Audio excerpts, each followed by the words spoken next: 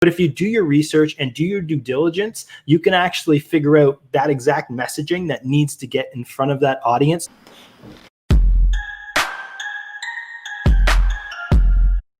Hey, this is Jay Hunt back with another Digital Hunter, and today we're talking about audience research. Not enough time is invested in this portion of a campaign prior to starting it, but it's maybe the most imperative part of the entire onboarding process with a new account or new client or new Facebook campaign. Let alone, this isn't just Facebook. If you're running any sort of marketing campaign, if you're running a Google Ads campaign, a flyer campaign, anything, you need to understand who that avatar is that you're trying to get your ads in front of. Okay. A lot of people just kind of start a campaign nonchalantly and just, pick a couple interests and go. And it is like playing a game of Battleship. You're blindly trying to guess which audience is going to resonate with that ad. But if you do your research and do your due diligence, you can actually figure out that exact messaging that needs to get in front of that audience to address their pain points or address their objections. Now, there are several things that we do to kind of unpack that whole process. And there's a few steps right off the bat, and I'm going to dive into them today. Now, first and foremost, when you go into Facebook, and I'm going to share my screen here, you're going to see that you have, obviously you go through your interest-based targeting. So you want to pick your location. In this case here, I'm just going to use a simple example. I'm going to, imagine that I run a golf store in Toronto. Okay, so I sell all types of golf equipment, clubs, balls, accessories, all that type of stuff. So I need to understand who that audience is that I'm going to be getting in front of. So first of all, we're going to be targeting Toronto. Next, we want to look into the detailed targeting. So, you can always go to browse, and if you select this browse button here, you can get some pretty good information in terms of, life events, if people have an anniversary coming up. So, you might want to market to people, maybe their significant other has an interest, or their wife or husband has an interest in golf. Maybe you want to buy them an anniversary gift or promote anniversary gifts. This could be a good opportunity to get in front of those people that not only have an interest in golf, but have an anniversary coming up. Okay. Birthday, another one. You can, target people that have upcoming birthdays. Maybe they want to, buy a gift for yourself or something like that. But you can use that sort of narrative within the copy of that ad, so it resonates very closely to that user that's seeing that ad. Okay. Aside from that, you got, when you're browsing, you also have obviously your interests, tons of different interests in there. You have your hobbies and activities. Obviously, golf is in there, sports and outdoor activities, all that type of stuff. And you can also target based on behaviors. So, the types of activities that people have online, right?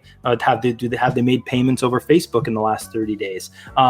This is all great information for you if you want to target a certain type of person with your ads. But in this case here, you can just simply go with golf. Now, in the case of golf, I'm imagining that this store is a very niche store and only people that are really into golf are going to shop at my store. So what I might want to do is look up particular golfers. So if I look up Tiger Woods, Tiger Woods has a size over here. As you can see, it's got 6.6 million potential people within that audience size of people that like Tiger Woods or show interest in Tiger Woods. I think that's way too high. I think you're going to get a lot of people within that audience that might not be avid golfers and just have an interest in Nike or Tiger Woods. So you might want to narrow it down a little more. If you look at Phil Mickelson. There he is, Phil Mickelson. He's got a size of 1.8 million people are in the Facebook world that have an interest in Phil Mickelson. It's getting a little more niche at that point. But if you really want to narrow it down, go to Bubba Watson and you check out Bubba Watson and you got a size of 433,000. So now I can make the assumption that if you're a fan of Bubba Watson, you're probably an avid golfer. The typical person that has a general interest in golf might not know Bubba Watson, but people that are into golf will have that interest. Now, this is just an example for golf, but like for Fresh Crowd or Merged Media, my digital marketing agencies, something very broad would be like Entrepreneur Magazine, and something a little more narrow would be Gary Vaynerchuk, a public figure like Gary Vaynerchuk. or it could be if I really want to narrow it down and I want to have a really small audience and really fine-tuned and direct audience, you'd be looking at probably Chamber of Commerce or BNI or things like that. So it goes amongst every industry. You can really narrow it down and fine-tune that audience to ensure that your ads are getting in front of the right people. Okay, now moving on. With that interest as well, if I put in Bubba Watson, just one other thing, you're always going to get these suggestions, which are always good to have as well. Here we go. Ricky Fowler, Dustin Johnson, Rory McIlroy, Jordan Spieth. You're going to get all these interests in there. So it's really good to use that suggestions button rather than you going up there and spending hours upon hours trying to figure out what those interests are. Facebook already has a general idea of what those interests could be. So you can just use that suggestion button. Okay, moving on, audience insights. Now this one's huge because if you go to audience insights and check it out, you can get a lot of good info and information on that target audience. So let's just say my store is in Toronto. I'm going to pick Toronto. And now this is showing me basically the demographics of people on Facebook that are in the Toronto area, 53% women, 40% men. And it's got the breakdown of job title, this and that. We'll get into it more in a second. Interest, I'm just going to put golf, pretty general interest. And now it breaks it down. We got 57% of men in the Toronto area that have an interest in golf. Sorry, the people that have an interest in golf are in the Toronto area are 57% men, 43% women. But you go down to job title. Here are some of the popular job titles that people with an interest in golf may have. So you got IT, computer and mathematics, business and finance. So that can give you some good insight in the target audience that you want to get after. Now the page likes, you got Winter Sun Malicious Festival, John Tory, politician, educational website, all of Toronto series. This type of stuff is going to allow you to maybe create different types of campaigns within Facebook to target, maybe targeting an open type of audience with an interest in Yorkdale Shopping Center that are men with also an interest in golf could be a really good audience to go after with your ads, or at least test. Okay, awesome. And now we're activities. They got activities as well. We don't need to dive too much into this, but you can see the device users across the board of people interested in golf and living in Toronto. It looks like, iPhone and iPod take the cake on that. I don't know how many people are using iPod, but iPhone for sure. Okay, cool. Now moving on, we got ad library. Now this is the third thing that we're going to go over today, and the last thing. We can dive into this for a lot longer than 10 minutes, but I want to, I want to take your time into consideration here and show you this last one today, and that is the ad library. So when we're looking at the ad library, you can pick the ads from any business out there, Starbucks, to Coca-Cola, who are not running ads right now because of the boycott. But you can check out basically anybody by going to the Facebook ad library. And if you want to check it out, just go to facebook.com/ads/library. And there you're going to be able to basically search for anything. So in this case here, I'm going to look for somebody who might be a competitor to my golf store. And we'll just say Golf Town right here. So I can check out Golf Town. And if you look at Golf Town, I got to go to all ads, and you'll be able to see all of the ads that competitor is now running.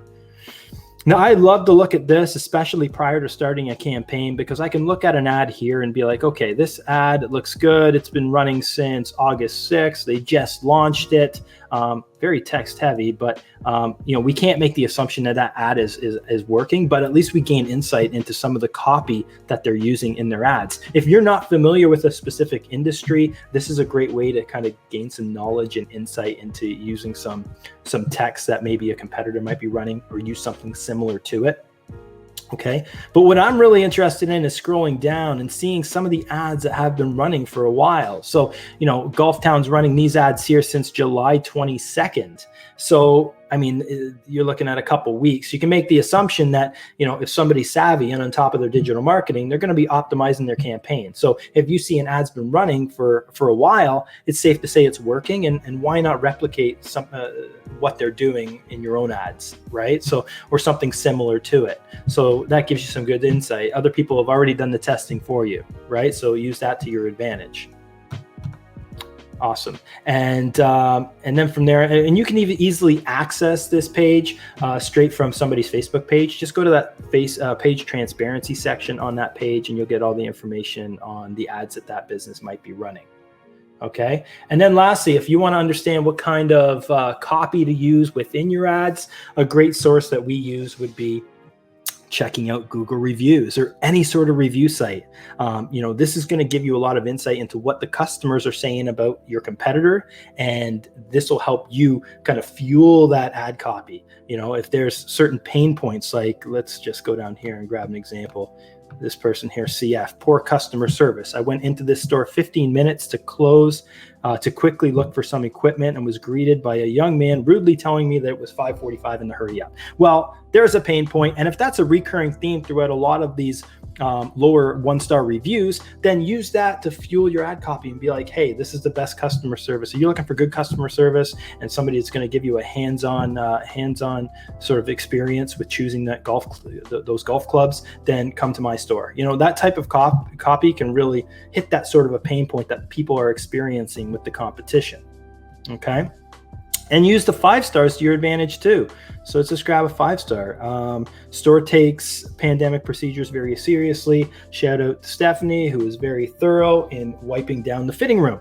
Awesome. So somebody's giving a 5-star review with the procedures that Golf Town was taking in dealing with the pandemic. Well, why not create an ad around the procedures that my shop might be doing around the pandemic and the precautions that we're taking? So this using these kind of reviews gives you amazing insight into what the customers are thinking, what the customers are feeling, and what satisfies those customers. So anyway, but I hope you got a lot of value out of today's Digital Hunter. If you have any questions, you can just drop a comment below. You can hit me up, jason@merge.ca, or check out my Instagram. You can see it right there at bottom corner @jhuntofficial. I drop these on IGTV every week. Okay, thanks again. We'll talk to you soon.